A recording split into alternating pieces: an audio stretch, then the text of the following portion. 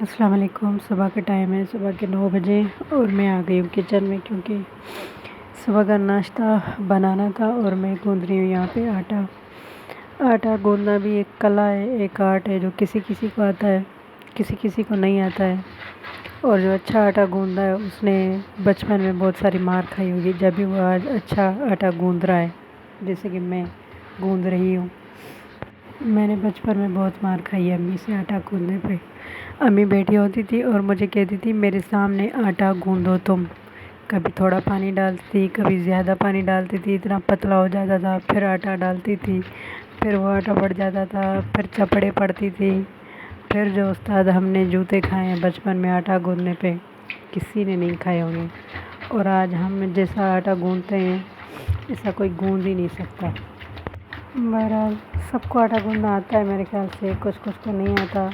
آج کل کی جو لڑکیاں ہیں گھر میں جو بیٹی ہیں شوپیس، ان کو نہیں آتا ہے، وہ برا مان رہی ہوں گی میری ویڈیوز دیکھ کے، لیکن ان کے لیے معذرت سوری، لیکن آٹا گوندھنا آنا چاہیے۔ میں نے ایک ریل دیکھی تو وہ شادی کر کے جاتی ہے اپنے گھر اور اپنی امی کو فون لگاتی ہے، کہتی ہے امی آٹا کیسے گوندھوں، آٹا کہاں پہ رکھوں؟ وہ کہتی ہے بیٹا اپنے سر پہ رکھو۔ وہ آٹا سر پہ رکھتی ہے، وہ آٹا سر پہ رکھتی ہے، وہ پانی سر پہ رکھتی ہے، وہ سر پہ آٹا گوندھتی ہے۔ تو کل کو بچیوں کے یہ حشر نہ ہو کہ وہ اپنا آٹا جو ہے نا اپنے سر پہ گوندھنے لگیں۔ اس لیے میری ویڈیوز دیکھ کے آپ آٹا گوندھنا سیکھ سکتے ہو، کیونکہ میرا جو استاد ہے نا وہ بڑا ہٹلر استاد ہے، اور آج تک وہ ہٹلر استاد ہی ہے۔ جیسا کام مجھے سکھایا میری امی نے ویسا کام کسی کو نہیں سکھایا۔ تو کام کے معاملے میں امی آج بھی ہٹلر ہیں کہ کام صحیح نہیں ہوا، یہ کیوں صحیح نہیں ہوا، تو اپنے گھر جاؤ گے تو کیا کرو گی تم لوگ؟ یہ تو ہر ماں کا ڈائلاگ ہوتا ہے کہ اپنے گھر جاؤ گے تو کیا کرو گی، آٹا گوندھنا تمہیں نہیں آتا ہے۔ ویسے دیکھا جائے تو آج کل کی لڑکیوں کو وہی سسرال ملتا ہے جہاں آٹا گوندھنا نہ پڑے۔ ہم پاگل تھے کہ وہاں آ گئے جہاں آٹا ہی آٹا گوندھنا پڑتا ہے۔ میں نے پہلے بتایا تھا نا، جب مجھے جلدی ہوتی ہے تو میں گول پراٹھا بناتی ہوں، جب میں فارغ ہوتی ہوں تو میں 4 کون والا پراٹھا بناتی ہوں۔ تو آج مجھے جلدی تھی اس لیے میں گول پراٹھے بنا رہی ہوں، کیونکہ بہت سارے کام تھے، ماسی بھی آج بھی نہیں آئی تھی، اس لیے میں نے کہا جلدی گول پراٹھے بناؤ تاکہ ٹائم بچ جائے۔ تو میں یہاں بنا رہی تھی گول پتلے سے نرم سے پراٹھے، جب تک میں نے کہا بناؤں۔ ٹائم ہو جاتا ہے، پھر ماسی آ جاتی ہے، پھر میرے بیٹے کو ٹیوشن پہ جانا ہوتا ہے، 1 بجے پھر ٹائم نہیں ملتا، جلدی میں کام کرنے ہوتے ہیں۔ دوسرا میں کچن اپنا خود صاف کرتی ہوں، ماسی سے نہیں کرواتی۔ برتن میں خود صاف کرتی ہوں، دھوتی ہوں، کیونکہ ماسیوں کو نہیں دیتی میں، بس ان سے وہ جھاڑو پوچھا کروا لیتی ہوں۔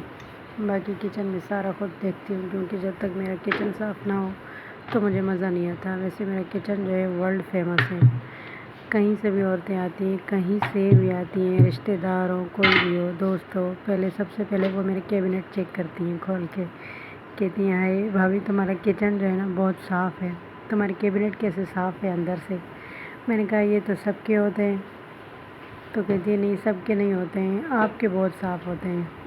تو میں نے کہا ہماری ہڈیاں بھی ان کی صفائیوں پہ گل گئی ہیں۔ دوسری طرف میں نے رکھی تھی چائے، تو وہ چائے بھی ابل رہی تھی، میں اس سے بھی گھمائے جا رہی تھی، اور ساتھ میں پراٹھے بھی بناتی جا رہی تھی، کیونکہ صبح کا ٹائم ہے تو سویرے میرے میاں کو ناشتہ چاہیے ہوتا ہے، بلکہ سب کو صبح سویرے ہی ناشتہ چاہیے ہوتا ہے، جو آفس جاتے ہیں ان کو سویرے ہی ناشتہ چاہیے ہوتا ہے۔ اس لیے میں کہتی ہوں رات کو سویرے سو، صبح کو سویرے اٹھو، نوست نہ پھیلاؤ کہ رات کو 3 بجے سو اور صبح شام تک سوتے رہو، پھر شام کو مغرب کے ٹائم اٹھو۔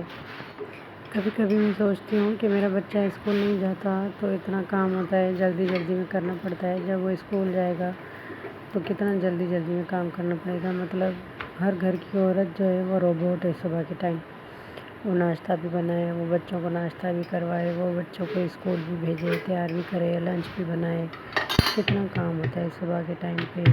پھر ماسی آئے، پھر اس کے سر پہ کھڑے رہو کہ ادھر سے جھاڑو نہیں نکالا، یہ نہیں کیا، وہ نہیں کیا۔ ایک عورت کتنا کام کرتی ہے صبح، مطلب سارا دن۔ تو کسی نے کہا ہے نا کہ اگر گھر کی عورت کو نکال دو تو چوکیدار بھی پیسوں سے آتا ہے، کپڑے استری کرنے والا بھی پیسوں سے آتا ہے، کھانے بنانے والا بھی پیسوں سے آتا ہے۔ اگر آپ عورت کو نہیں نکالو گے تو وہ آپ کو چوکیدار کا کام بھی کر کے دے گی، وہ آپ کو کھانا بھی بنا کے دے گی، وہ آپ کے بچوں کو سنبھالے گی، وہ آپ کے کپڑے بھی استری کرے گی. تو مطلب اگر ایک اور خیر میں نے تو ایک ایسی بات کہی ہے کیونکہ میں نے بھی کہیں سنا تھا. بہرحال اس دور میں عورت ہر چیز ہر کام کر سکتی ہے. وہ مرد کے برابر کھڑی ہے اس دور میں عورت. وہ باہر بزنس بھی کرتی ہیں, وہ گھر کا کام بھی کرتی ہیں, وہ بچے بھی سنبھالتی ہیں, بہت سارے کام کرتی ہیں. اللہ تعالیٰ نے عورت کو بہت ہمت دی ہے, مرد سے زیادہ دی ہے. جی تو روٹیاں میری بن چکی تھیں تو ابھی میں بنا رہی تھی انڈے, کیونکہ صبح کے ٹائم انڈے جلدی جلدی بن جاتے ہیں. تو انڈے بنانے کے لیے انڈے تو سب کو آتے ہیں, پھر بھی میں بتا دیتی ہوں. سب کے اپنے اپنے انداز طریقے ہوتے ہیں کہ کون کیسے بناتا ہے کون کیسے. لیکن میں نے فرائی پین میں ڈالا تھا تیل, اس میں تھوڑے سے پیاز ڈالے, وہ گولڈن براؤن کیے. اس کے بعد میں نے ڈالی تھی ٹماٹر, ہری مرچی, ہرا دھنیا اور تھوڑے سے مسالے جیسے نمک, لال مرچ اور سوکھا دھنیا. اس کے بعد میں نے انڈے ڈالے. انڈوں کو گھمائے جا رہی ہوں بس ایسے گھما جیسے لوگ دنیا میں گھما رہے ہیں ایک دوسرے کو, اسے گھماتے جاؤ. لگاتار انڈے کو گھمانے کے بعد میرے انڈے کی شکل کچھ ایسی ہو گئی تھی کہ انڈے نے تیل چھوڑ دیا تھا, اور میں ابھی کہہ رہی تھی کہ اب اس کو اتارنے لگی ہوں, کیونکہ میرے بیٹے کو لگی تھی بھوک اور میرے میاں کے پاس جانا تھا ناشتہ. اس لیے میں نے تھوڑی دیر میں انڈا جب تیل چھوڑ دے تو اس کو اتار دینا چاہیے, کیونکہ اتنا نہیں گھمانا چاہیے, زیادہ گھمانے سے چکر آ جاتے ہیں. پھر لوگ بولتے ہیں کہ اس کو کمزوری ہو گئی ہے, زیادہ چکر اس لیے آ رہے ہیں. پھر میں نے انڈا اتار دیا تھا گھما کے. تو فائنلی ہمارا ناشتہ ہو چکا تھا. اس کے بعد میں نے دھوئے اپنے صبح کے ناشتے کے برتن.